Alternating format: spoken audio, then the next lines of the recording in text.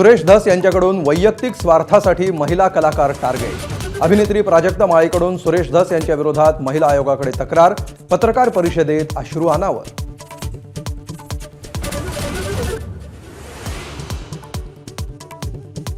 बीड हत्या प्रकरणातील फरार आरोपींची संपत्ती जप्त करा। मुख्यमंत्री देवेंद्र फडणवीसांचे सीआयडी पथकाला आदेश। बंदुकीसोबत फोटो असणाऱ्यांचे परवाने रद्द करण्याच्याही सूचना।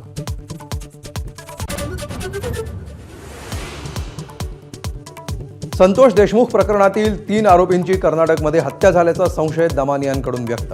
व्हॉइस मेसेज व्हायरल करत पोलिसांकडे तक्रार।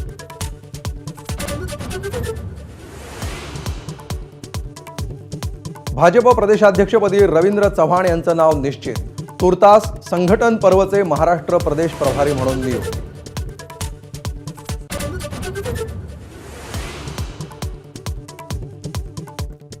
कल्याणमधील लैंगिक अत्याचार आणि हत्या प्रकरणाचा खटला ज्येष्ठ वकील उज्ज्वल निकम लढणार। तर 30 दिवसात चार्जशीट दाखल करण्याचे मुख्यमंत्र्यांचे ठाणे पोलीस आयुक्तांना निर्देश।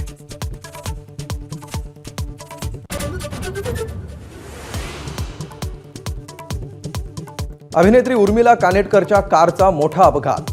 धडक बसलेल्या जेसीबीवरच्या मजुराचा जागीच मृत्यू। दुसऱ्या कारनं उर्मिलाच्या कारला धडक दिल्यामुळे अपघात। कोठारे कुटुंबाचा दावा।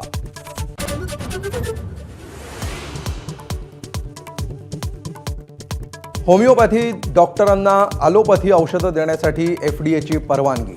इंडियन मेडिकल असोसिएशनचा एफडीएच्या निर्णयाला विरोध।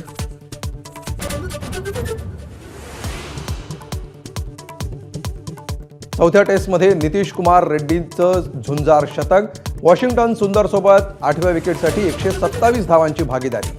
दिवस अखेर भारताच्या 9 बाद 354 धावा। अजूनही 116 धावांची पिछाडी।